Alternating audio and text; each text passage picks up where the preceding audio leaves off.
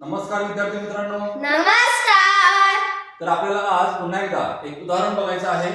मी सुरुवातीला ते उदाहरण वाचून दाखवतो. उत्तम आरोग्यासाठी विद्या दररोज 1.5 तास सूर्यनमस्कार घालते व विजया दररोज 1.25 तास योगासने करते.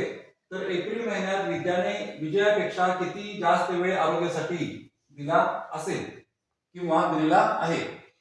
तर सगळ्यात सुरुवातीला आपण काय करूया, 2 भागांमध्ये विभागणी करूया. म्हणजे विद्याने किती व्यायाम केला महिन्याभरामध्ये एप्रिल महिन्यामध्ये आणि विजयाने किती व्यायाम केला आपण ते बघूया. आपण सुरुवातीला काढूया वेळ विद्याचा. तर विद्याने एका दिवसामध्ये किती तास व्यायाम केला? 1.5 तास. 1.5 तास. मला सांगा 1.5 तास म्हणजे किती तास किती मिनिटे? 1 तास 30 मिनिटे. 1 तास 30 मिनिटे. तर मग एका महिन्यामध्ये आता कोणता महिना आहे? एप्रिल. मग एप्रिल महिन्यामध्ये एकूण दिवस किती असतात? 30. मग एकूण 30 दिवसामध्ये त्या विद्याने किती तास व्यायाम केला असेल? 30 आपण मग थोडं सोपं करून घेऊया. या 1 तासानुसार 30 दिवसांचे किती तास होतील? 30 30 तास. तास. मग ह्या एका दिवसानुसार झाले 30 तास. तास. आणि खरं तर याच्या निम्मा आहे 30 मिनिटे म्हणजे. मग जर एका तासाने जर 30 तास होत असतील तर 30 मिनिटांनी 900. होतील 15 दिवस. 900 मिनिटे होतील. बरोबर आहे. आपण जर त्या 900 मिनिटांचं रूपांतरण करून घेतलं तर ते तास होतील किती? 15. बरोबर आहे ना? कसं केलं मी? एका तासाचे 30 दिवस नाही 30 तास. तर मग 30 मिनिटांचे निम्म होणार ना, अर्ध होणार. किती होईल? 15 हा अधिक 15 तास. मिनिटे नाही, 15 तास. मग 30 तास अधिक 15 तास किती होतील? 45 तास. मग एकूण 45 तास व्यायाम केलेला आहे कुणी? विद्याने. आता आपण बघूया विजयाने एकूण किती तास व्यायाम केलेला आहे. बरोबर. मग विजयाने दररोज आपल्या व्यायामासाठी किती तास वेळ दिलेला आहे? 1.25 तास. 1.25 तास. मग 1.25 तास म्हणजे किती तास किती मिनिटे? 1 तास 15 मिनिटे. 1 तास 15 मिनिटे. बरोबर ना? मग या एका तासानुसार 30 दिवसांचे किती तास होतील? 30 तास. 30 तास होतील. 30 तास.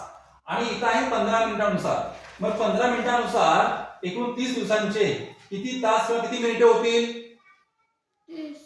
आपण एक काम करूया. आपण ह्या 15 मिनिटाला काय करूया? 30 ने गुणूया. का गुणूया? कारण की आपल्याला एकूण 30 दिवसांचा वेळ काढायचा आहे. मग मी 15 मिनिटाला 30 ने गुणल्यानंतर 450 मिनिटे इतकी वेळ येईल. मग 450 मिनिटे म्हणजे एकूण तास किती होतील? आपण त्यासाठी 450 ला 60 ने जर भागलं तर मला उत्तर किती मिळेल? उत्तर मिळतं 7 तास 30 मिनिटे. म्हणजे 7.5 उत्तर येतं, 7.5. मात्र घड्याळाच्या वेळेनुसार आपण 7.5 म्हणजे काय म्हणतो? 7 मिनिटे 7 तास 30 मिनिटे म्हणतो. मग आपण ती जी 7 तास आहे 7 तास आणि 30 मिनिटे या 30 तासामध्ये काय करूया? ऍड करूया. मग हे 30 तास अधिक हे 7 तास झाले किती? 37 तास. 37 तास आणि वरची ही 30 मिनिटे. बरोबर. म्हणजे एका महिन्यामध्ये विजयाने 37 तास 30 मिनिटे व्यायाम केला आणि विद्याने 45 तास व्यायाम केलेला आहे. मग ह्या विद्याने व्यायाम जास्त केला असेल की विजयाने? विद्याने. मग प्रश्न असा आहे की विद्याने विजयापेक्षा किती जास्त तास आरोग्यासाठी दिला? मग आपल्याला ही जी वेळ आहे हे तास त्यातून वजा करावे लागतील. कसे करायचे? आपण ते शिकलेलो आहे. आपण या बाजूला घेऊया तास, या बाजूला घेऊया मिनिटे. आधी आपण घेऊया विद्याची वेळ किती आहे? 45 तास. मिनिटे काही आहेत का? नाही. आणि विजयाचे किती आहे? 37 तास 30 मिनिटे. 30 मिनिटे. इथं वर काय नाही आहे. मग आपण काय घेऊया? 0 घेऊया आपल्या सोयीसाठी. आता हे आहेत मिनिटे, हे आहेत तास. आता 0 मिनिटातून 30 मिनिटे वजा होतील का? नाही.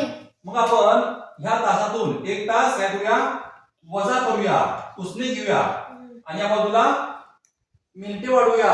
1 तास म्हणजे 60 मिनिटे. इथं मी केलं 60. आता मग या 60 मिनिटांमधून 30 मिनिटे वजा केली, राहिली किती? 30 मिनिटे. आणि 44 मधून 37 मिनिटे वजा केली, तास वजा केले, तर राहतील किती? काढा बघूया. 7 तास 30 मिनिटे. म्हणजे एप्रिल महिन्यामध्ये एकूण दिवस 30. त्या 30 दिवसांच्या मध्ये विद्याने विजयापेक्षा किती तास जास्त व्यायाम केला? 7 तास 30 मिनिटे. ओके.